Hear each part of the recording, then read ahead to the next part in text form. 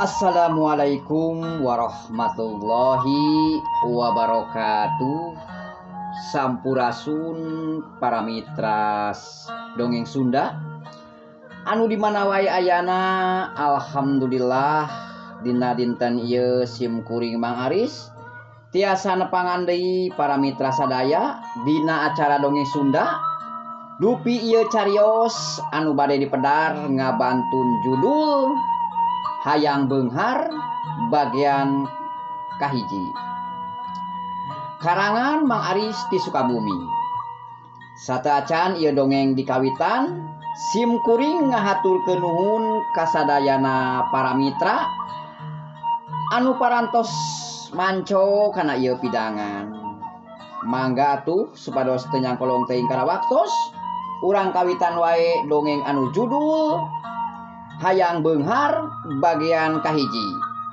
Sor cai kopina, tarik kolorna, tarik selimutna prung ah.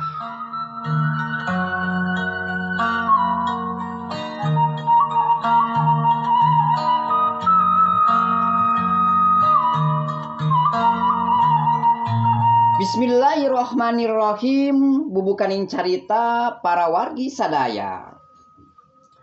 Sora jangkrik turares patembalan di luareun imah. Marengan seseupna angin peuting anu nyulusup kana sela-sela bilik awi anu tos mimiti bobo. Di jero imah panggung anu poek ngan kacaangan ku lampu cemplong anu kelap-kelip. Saurang lalaki satengah umur anu ngaran Sarkawi keur nangkep tuur. Panonna neuteup kana hateup imah. Pikiranana ngalayang hatena guling gasahan pinuh ku kasedih jeung kapeurih.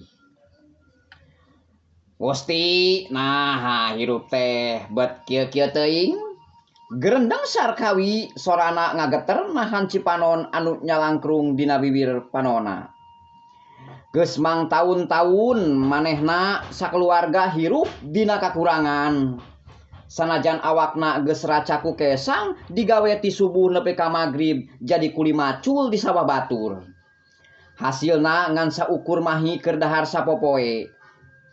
Atuh komo ayeuna indungna maicih keur gering ripuh di kamar sedengkeun manehna geus teu boga deui duit sapeser-peser acan keur meuli obat.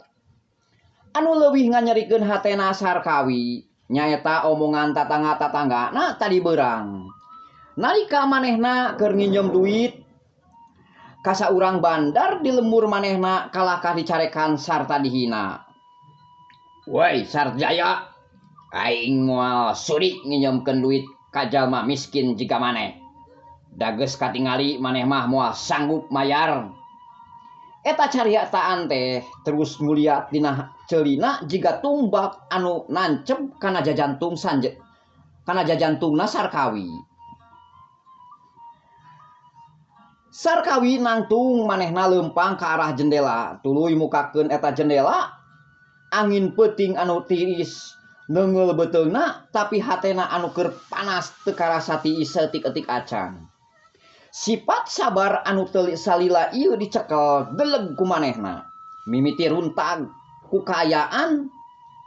Sipat sarakah jeung ambisi mimiti asup kana pikiranna Sarkawi.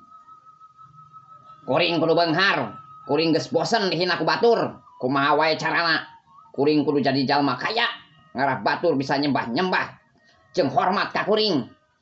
Gerentes hate Sanjaya, gerentes hantena sang Sarkawi huntuna kakerot panonna muncereng pinuh ku aka amek. Dina kaayaan hate anu keur poek Sarkawi inget ka carita kolot baheula ngeunaan hiji tempat di puncak Gunung Halimun. Cek beja di dinya aya hiji guha karamat anu dijaga ku bangsa siluman anu bisa maparin kabeungharan sacara instan ka sing saha wae anu sanggup minuhan saratna. Sarkawi teu mikir panjang deui, manehna geus teu paduli kana dosa, teu paduli kana bener jeung salah nun aya dina sirahna ngan saukur kabeungharan, harta jeung duit.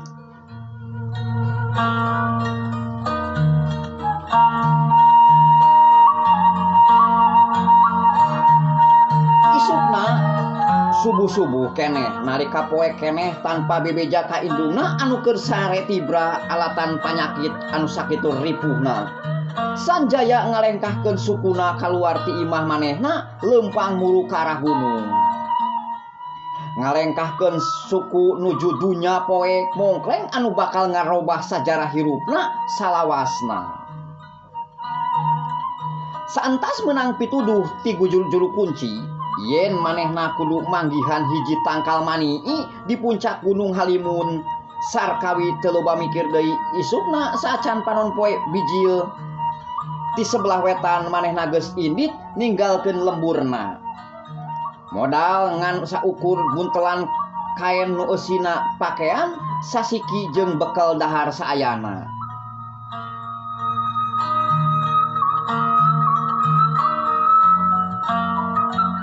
Lalampahan sanja sarkawi teh tetela teu gampang. Sarkawi kudu ngaliwatan leuweung gerot anu poek mentas walungan anu caina keur motah sarta naek gawir anu nangtawing. Sifat aslina sarkawi mimiti katingali di tengah jalan. Sarkawi papangih jeung saurang lalaki aki anu keur kalaparan dihanapeun tanggal kai anu gede pisan. Kasep, aki menta tulung, geus 3 poe aki can kararaban keyo. Ceuk si aki bari ngagorowo. Ari Sanjaya anu geus kasurupan ku kahayang gancang-gancang beunghar kalah malik ambek nyarekan ka aki-aki. Aki-aki mah ngahalangan jalan kuring wae, bakal kuring ge pas-pasan keur nepi ka puncak gunung. Teangan we sorangan, ceuk sarkawi bari ngaleos indit. Sarkawi teu apal yen si aki teh sabenerna mangrupa ujian munggaran pikeun ngukur hatena. Lengkah sarkawi ka gunung kalah gancang berat siga suku anu ditalian ku batu gede. Tapi kusabab nafsu geus manjang manehna maksakeun terus nanjak. Geus saminggu lilana lempang sarkawi tungtungna nepi ka puncak Gunung Halimun. Didinya bener aya tangkal manii anu sagede awak muning, daunna rimbun. Tapi aura pikasieun ti balik tangkal kaluar haseup hideung anu robah jadi sosok makhluk gaib anu jangkung badag nyaeta siluman Banaspati.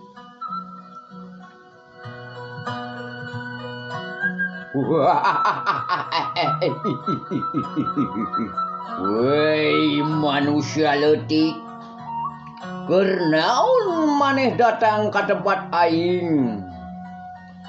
Sora Banaspati ngagidirkeun jagat sarkawi ngadegdeg. Tapi kawani nafsu leuwih kuat katimbang sora makhluk anu jangkung badag. Kuring hayang beunghar, bah.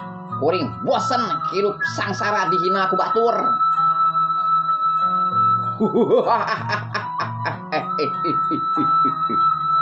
Gampang. Aing bisa nyieun sia jadi jalma pangbeungharna di lemur sia. Tapi eueuh anu gratis di dunia ieu. Maneh kudu mere tumbal salaku buaya rarana. Kumaha daek maneh manusia? Ari sarkawi teu mikir 2 kali. Manehna nya tujuan ka eta siluman. Naon tumbalna, bah? Asal kuring bisa beunghar. Ceuk sarkawi geus teu peduli kana mantakna nu bakal kajadian ke di poe hareup. Unggal taun dina malam Jumat Kliwon, maneh kudu mere tumbal nyawa jalma anu pangkasohorna atawa pangdeuketna jeung maneh. Lamun maneh jalir janji nyawa maneh anu bakal jadi gantina ngardi maneh manusia.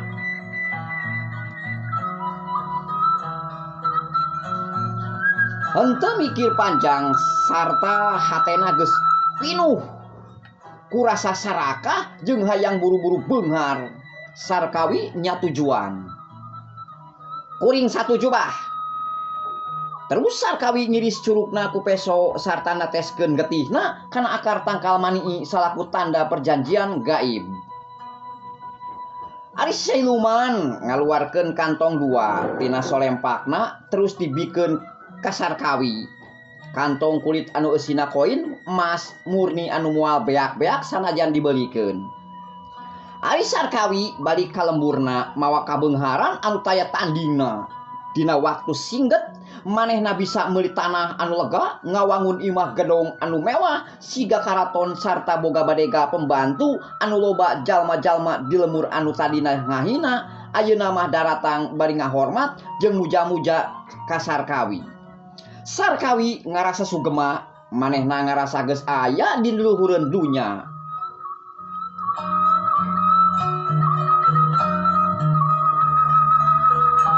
Datangna mangsa nu pikasieun, waktu terus lumaku teu karasa geus ampir sataun ti saprak perjanjian eta dijieun. Malam Jumat Kliwon. Munggaran geus mimitian deukeut. Sarkawi mimiti ngarasa tenang sabab mikir bakal numbalkeun batur atawa musuhna. Tapi makhluk gaib tetela lebih pinter jeung jahat kacida. 3 poe saacan poena indung sanjaya hiji-hijina jalma anu bener-bener nyaah ka manehna ti leuletik mimiti gering parah anu aheng pisan. Awakna panas ngagolak jeung sering ngalindur ningali sosok haseup hideung di kamarna. Sarkawi kakarak sadar sarta reuwas kacida. Tumbal pangdekeutna cek pikirana ngadeg-deg sabari nempokeun indungna anu keur ngagoler. Sing horeng siluman eta teu hayang tumbal jalma sejen, tapi hayang indungna sorangan. Ari Sarkawi ceurik ngagolontor maseuhan suku indungna, manehna boga loba duit koin-koin emas dina kantongna. Ayeuna mah teu bisa meuli obat keur nyalametkeun indungna sarta teu bisa ngabatalkeun sumpah getih anu geus dijieun kasarakahan anu dipelak ku manehna. Ayeuna geus siap meti korban anu pang dicintana. Pamiarsa dongeng Sunda dina judul Hayang Beunghar bagian kahiji cekap nepi ka dieu enjing kukuring disamper deui bagian kadua. Wabillahi taufik walhidayah. Wassalamualaikum warahmatullahi wabarakatuh. Permios kasadayana.